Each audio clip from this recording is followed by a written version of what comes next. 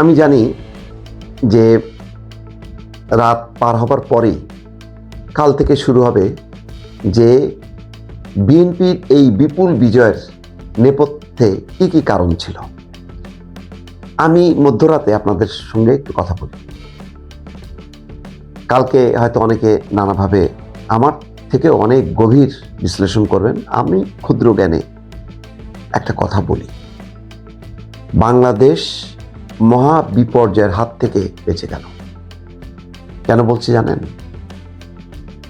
মানুষ খুব 17 মাসে তারা বুঝতে পারছে যে একটা অনিশ্চিত গন্তব্যে বাংলাদেশকে নিয়ে যাওয়া হচ্ছে, এবং এই নিয়ে যেতে তার মাথার উপরে ধর্মের টুপি, আধিপত্যবাদ বিরোধী টুপি, যত রকম কি বলে ভালো ভালো কথা আছে আপনাকে খুব রোমাঞ্চিত করবে, সেই সমস্ত ঘুম পড়ানি মাসি পিসির সেই গান গেয়ে আপনাকে নিয়ে যাচ্ছিল একটা গভীর অন্ধকারে।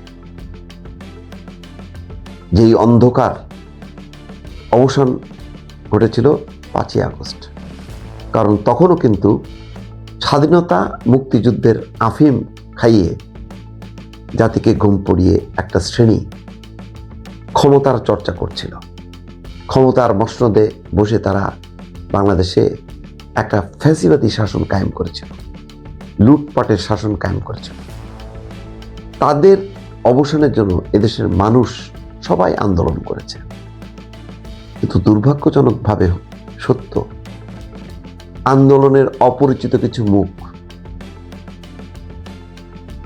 সেই মুখগুলোকে ক্যাপচার করলো একটা ধর্মান্ধ শক্তি। যেই শক্তি আমাদেরকে নিয়ে যাচ্ছে একটা অজানা গন্তব্যে, একটা ভয়ঙ্কর গন্তব্য। যে গন্তব্যের বিরুদ্ধে বাংলাদেশ, যে গন্তব্যের বিরুদ্ধে বাংলাদেশের জন্ম। বাংলাদেশের জন্ম বাংলাদেশের মুক্তিযুদ্ধ স্বাধীনতার উপর ভিত্তি করে। তারা বলছিল যে না, স্বাধীনতা মুক্তিযুদ্ধ দরকার নেই, আমাদেরকে আজাদির পথে, আধিপত্যবাদের বিরুদ্ধে ইনকলাবের পথে যাইতে হবে। ধর্মীয় উগ্রতা, যে উগ্রতার একটা নমুনা আমরা পাশের দেশ ভারতে দেখি। বিজেপির নরেন্দ্র মোদী সেই ধর্মের উন্মাদনা দিয়ে ভারতকে বলতে গেলে একেবারে বিচ্ছিন্ন করছে। তারপরেও ভারত তার মতন করে ভালো আছে, কিন্তু ভারতে সংখ্যালঘু জনগোষ্ঠী তারা ভালো নেই। ভারতের যে বৃহত্তর যেই ঐক্য সংহতি, যেটা অসাম্প্রদায়িক নানা রকম শক্তি সম্মিলনে যেটা পরিচালিত হতো, সেই জায়গায় টুকরো টুকরো করে ফেলছে। বাংলাদেশে ঠিক তাই। দেখেন, জুলাই গণঅভ্যুত্থানে আমরা সবাই অংশ নিলাম। কিছুদিন যেতে না যেতেই বলা হলো যে এরা হচ্ছে দোসর, এরা হচ্ছে বামপন্থী, এরা হচ্ছে নাস্তিক, এরা হচ্ছে মুরতাদ। এই সমস্ত স্লোগান দিয়ে মাজার ভেঙে ফেলা হলো, শতাধিক মাজার, উন্মাদনা তৈরি করা হলো। মাটি খুঁড়ে কবর থেকে লাশ তুলে এনে সেই লাশ জ্বালাই দেওয়া হলো। জীবন্ত মানুষ ভালুকায় ধর্মের কথা বলে একটা সংখ্যালঘু সম্প্রদায়ের মানুষকে, দীপচন্দ্র দাসকে পুড়িয়ে মারা হলো। বাংলাদেশের বাইরের ভারতের আপামর মানুষ যারা হিন্দু সম্প্রদায়ের, তারাও শঙ্কিত হলো কি হচ্ছে বাংলাদেশে। সারা বিশ্বের প্রশ্ন কি হচ্ছে বাংলাদেশে। তারা দ্রুত গতিতে চাইলে বাংলাদেশে একটা নির্বাচন হোক, নির্বাচিত একটা সরকার দেশকে পরিচালনা করুক, যাতে মানুষের জানমালের নিরাপত্তা থাকে। কিন্তু হাই, কোথায় কি? কয়েকটা ছাত্র সংসদের নির্বাচন হলো, সেখানে ছাত্র শিবির জয়যুক্ত হলো, বললো যে আমরা দলীয় রাজনীতি ক্যাম্পাসে প্রবেশ করতে দেব না। কিন্তু তারা কি করলো? এই নির্বাচনে ঘিরে সবাই নেমে গেল মাঠে। আরে বাপরে, দলীয় কি দাঁড়িপাল্লায় ভোট দিতে হবে বলে বলে বলে হলো। যারা ছাত্র দলকে কমিটি করতে দিল না ক্যাম্পাসে, বললো দলীয় রাজনীতি করা যাবে না, তারা জামাতকে জয়যুক্ত করার জন্য মাঠে নেমে পড়ল। চিন্তা করছেন? এবং কি ভয়াবহতা, এদের নেতৃত্বে প্রথম আলো অফিস জ্বালায় দেওয়া হলো, ডেইলি স্টার, ছায়ানট, হাদির মৃত্যুকে ঘিরেও সবাই যখন শোকাহত, সেই শোককে তারা শক্তিতে পরিণত করে তারা আর একটা অভ্যুত্থানের চেষ্টা করলো। ভোটের 5 দিন আগে যমুনাকে ঘেরাও করে তারও একটা উন্মাদনা তৈরি করা হলো, যাতে ঢাকার তরুণ সমাজ বা লাখো লাখো মানুষ এসে জড়ো হয় এবং বলে যে নির্বাচন দরকার নেই। এই যে বলছে না, ইন্টারিম, তুমি যেও না, নির্বাচন হবে না। মনে আছে এই কথাগুলো? হাদির হত্যার বিচারের সাথে এই বক্তব্যের মিল আছে? মিল আছে। কারণ তাদের উদ্দেশ্য ছিল ওই বক্তব্যের মধ্য দিয়ে একটা নৈরাজ্য তৈরি করা। কারণ তারা জানে ফলাফলটা কি হবে। সমস্ত ষড়যন্ত্র উৎখাত করে আবারও সেই সেনাবাহিনী দেশকে রক্ষা করলো।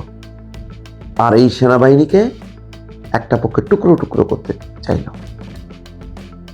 আওয়ামী লীগ বাংলাদেশের মুক্তিযুদ্ধ স্বাধীনতার চেতনাকে বিক্রি করে ক্ষমতায় থাকতে চাইল, আর এরা জুলাই চেতনাকে বিক্রি করে তারা নৈরাজ্যের দিকে বাংলাদেশকে ঠেলে দিতে চাইল। দুই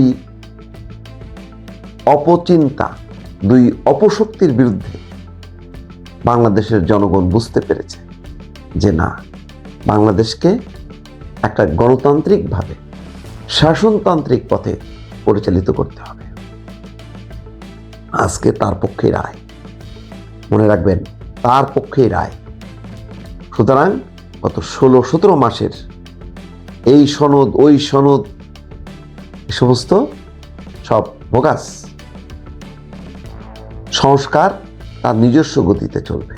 বাংলাদেশের প্রধান রাজনৈতিক দল যারা আজকে বিজয়ী হলো, তারাই সংস্কারের জন্য গত 3-4 বছর ধরে তারা প্রস্তাবনা করছে।